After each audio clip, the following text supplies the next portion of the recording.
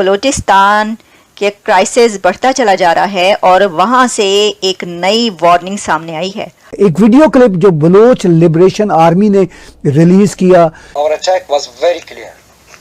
It was a simple and clear message to China and Pakistan to withdraw immediately from Balochistan. President Xi Jinping, you still have time to quit Balochistan, or you will witness a retaliation from Balochistan. اگر آپ مرنا نہیں چاہتے تو بلوچستان سے وڈرا کریں. تو وہ اب چائنا کے پیچھے پڑ گئے. اور کل آپ نے سنا بھی، آج پرائم منسٹر نے بھی کہا کہ سی پیک ٹارگٹ ہے اس پورے معاملے کا. تو بہرحال ایک انوالومنٹ پاکستان کی سالمیت کے اوپر جو ہے وہ بیرونی بھی موجود ہے. ڈاکٹر صاحب لیکن سب پہلے بھی جب ہمارے کچھ ہوتا ہے فوراً دو چار چیزیں ہم فوراً کہہ دیتے ہیں نا، اپنا کام کرنے کی بجائے ہم کہہ دیتے ہیں راہ نے کرایا ہے، کہتے ہیں موساد نے کرا دیا ہے، سی آئی اے نے کرا دیا ہے. وہ سارے ویلے بیٹھے، تو آپ اپنا کام کیوں نہیں کرتے؟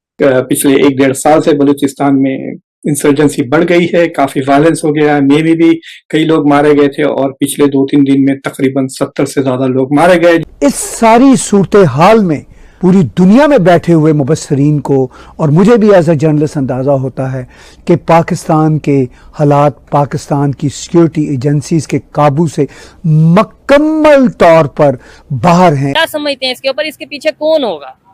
سر اس کا مختصر سا جواب تو یہ ہے کہ اس کے پیچھے جو ہاتھ ہے وہ انڈیا کا ہے. اچھا، وہ بھارت کا ہے، ڈیفینیٹلی ایسا ہی ہے.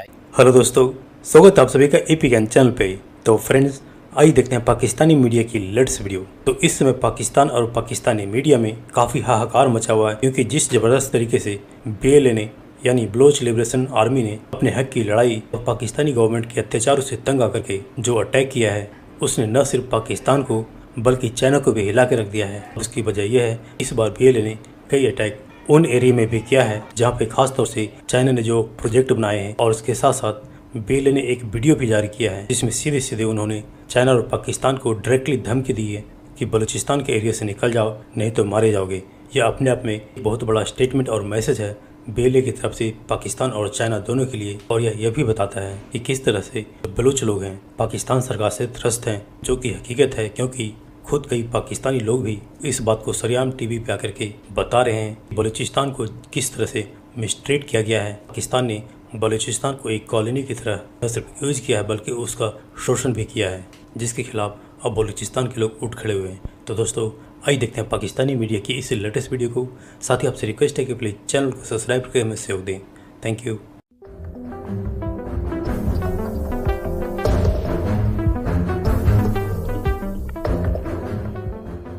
بلوچستان کے کرائسس بڑھتا چلا جا رہا ہے اور وہاں سے ایک نئی وارننگ سامنے آئی ہے. اس میں انہوں نے ایک ویڈیو جاری کی ہے جس میں بلوچ لبریشن آرمی ایشو کر رہی ہے another warning to China and Pakistan. اور انہوں نے کہا ہے کہ withdraw from Balochistan if you don't want to die. اگر آپ مرنا نہیں چاہتے تو بلوچستان سے withdraw کریں. تو وہ اب چائنا کے پیچھے پڑ گئے. Our attack was very clear. It was a simple and clear message to China and Pakistan to withdraw immediately from Balochistan. That Gwadar and the rest of Balochistan belong to Baloch. It's our duty to protect our land and sea. This is a continuous operation that has been initiated to safeguard the Baloch Sea from China, Pakistan and other foreign powers. China, you came here without our consent. A special unit in Majid Brigade has been formed, particularly to attack Chinese officials and installations in Balochistan. President Xi Jinping, you still have time to quit Balochistan, or you will witness a retaliation from Balochistan. اور ہم جب China کا media دیکھتے ہیں تو اس کے اوپر یعنی کہ چائنا مارننگ نیوز نے اس خبر پر کیا لکھا ہے. Over 70 killed in Pakistan's Balochistan province, home to China-led projects. China کا چائنا مارننگ نیوز یہ لکھ رہا ہے کہ بلوچستان جو کہ چائنا کا پروجیکٹس کا ہب ہے، وہاں پر ہوئے ملیٹنٹس کے حملوں میں 70 سے زیادہ لوگ مارے گئے ہیں. کہ جو چائنا میڈیا ہے وہ یہ لکھ رہا ہے at least 73 people have been confirmed. Pakistan's Balochistan province after separatist militants attacks on police stations, railway lines, highways in the nation's southwest and home to major China-led projects, including a port as well as gold and copper mining.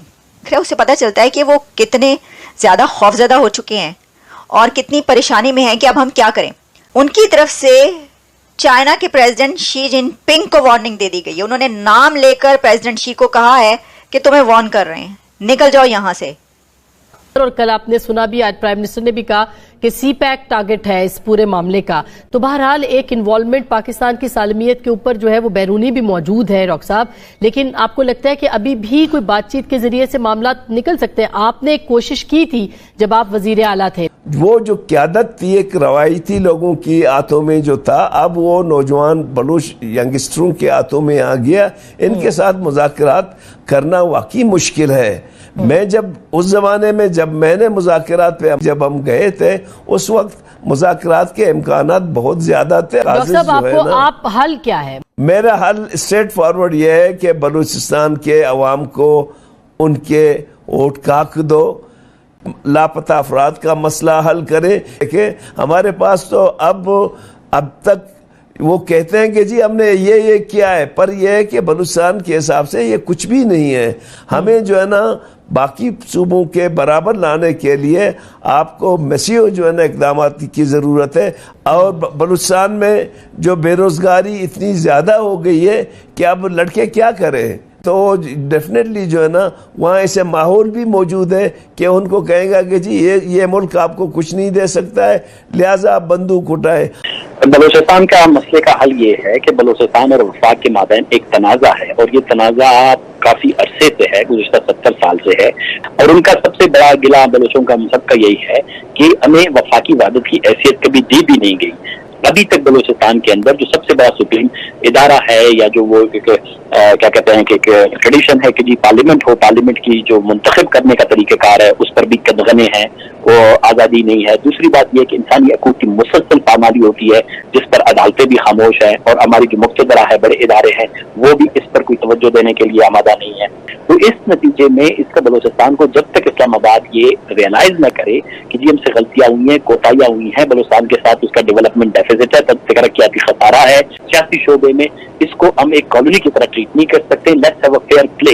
जिस दिन इस्लामाबाद में ये realisation आ गया, तो अगर बलूचिस्तान के मामले में इस तरह की कोई पेशरफ्त होती है, तो स्लोली और ग्रेजुअली जो हमारे बहुत ही नाराज नौजवान हैं, जो उन्होंने तशद्दुद का रास्ता अपनाया हुआ है, ताकत का इस्तेमाल अगर दोनों तरफ से किया जाएगा, आजकल के हालात में ये मजीद नफरतें, मजीद मुश्किलात और मजीद इलाके में जो है मसाइल पैदा करने का बायस बनेगा. लापता अफराद की तादाद में इजाफा होगा, मजीद मशरूदा लाशें गिरेंगी, मजीद औरतें सड़कों पर रोती हुई नजर आएंगी, बलूचिस्तान में मजीद सड़कें तबाह हो जाएंगी, बलूचिस्तान की इकॉनमी तबाह हो जाएगी. जो कॉस्ट ऑफ कॉन्फ्लिक्ट है वो मजीद बढ़ेगा, कम नहीं होगा.